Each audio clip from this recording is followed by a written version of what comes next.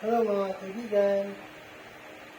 Sa episode na ito, pag-uusapan natin itong ating drone. Kung na yung mga nakaraang video natin, nakita natin, na i-share natin na ito ay bagong gawa. Pero hindi natin na test ride yung na range test kung gaano siya kalayo, kung siya ba ay capable pang gamitin after siyang ma-repair. Kasi ang ano lang natin, na ipakita lang natin nung time na yun na yung lumalabas na error sa compass niya, yung compass initialization save. So, yun yung nawala na. So, ngayon, titingnan natin ngayon, ano ipapakita naman natin dito sa video ito, yung range test. Pinalipad natin siya, yung height, yung taas niya, na pinalipad natin siya ng around 30 meters. Then yung layo niya, napalipad natin siya ng around 30-40 na hindi nagkakaroon ng problema yung kanyang signal. So ito yung ating DJI Mini 2. So ito yan. Itong si tawagin ito si Tutubi. So, ito yung ating kauna-unahang drone. Ayan, ito. Range test na natin. Yung kanyang taas, saka yung layo. So, okay naman. Ang naging, ano naman niya, yung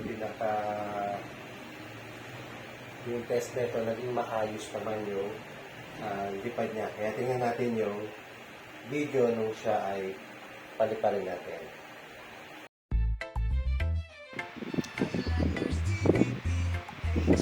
Ayan mga amigo, sinubukan natin ngayon na yung drone niya.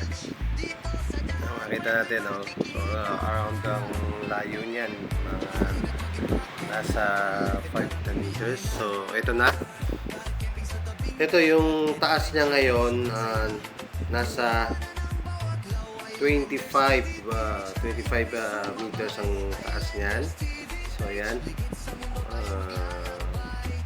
ang layo niya sa akin nasa around nung time na yan, nasa mga 20 meters na ang layo niya sa akin yan. Ayan, yung taas na yan. So testing ko, pinaiikot ko siya. So, ayan.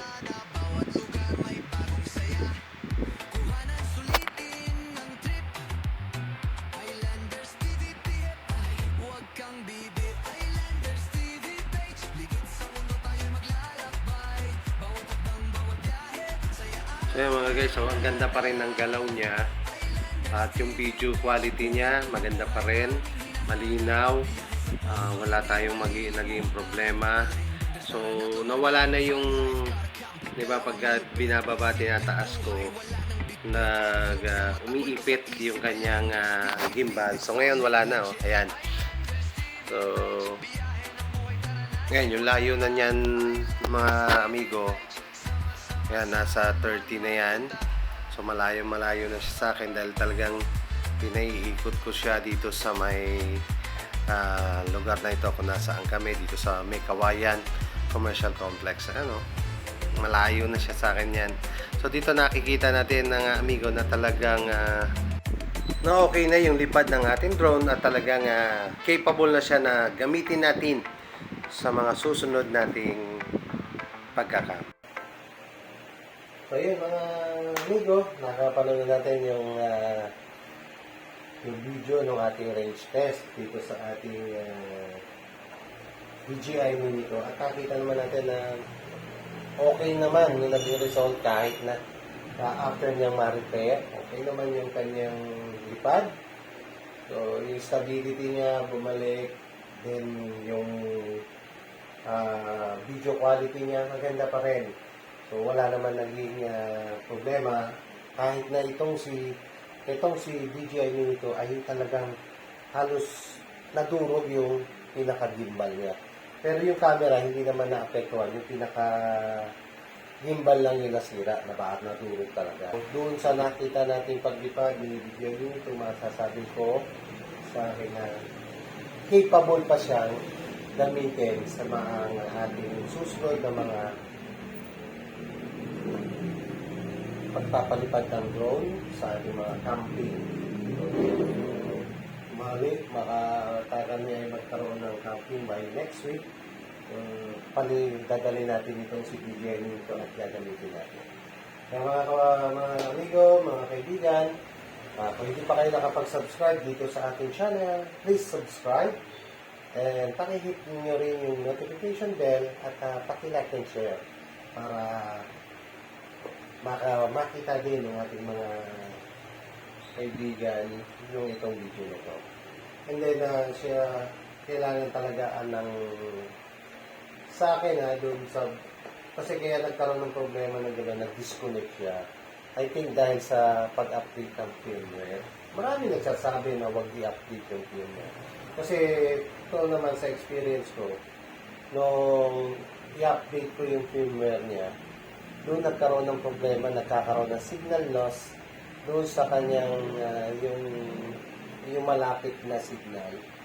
Then, pagka dinudual band ko siya, ayun, naka-dual band, pero hindi na siya nag-o-auto.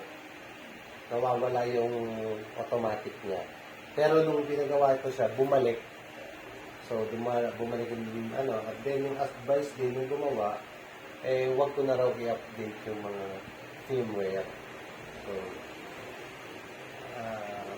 yun ang ginagawa ko ngayon, kahit may update, hindi ko na siya na-update. So, kung meron kayong suggestion o meron kayong comment regarding doon sa update, kung maganda ba o hindi, please comment below para makatulong din doon sa mga kapwa natin nagpapalipad ng drone, kung ano ba talaga ang mas maganda, yung i-update yung firmware o hindi. So, para din kapulutan din ng tips itong inyong magiging comment. Maraming salamat sa inyo mga amigo at muli update dito sa ating drone at maraming salamat ulit sa inyong panunood at see you on my next video.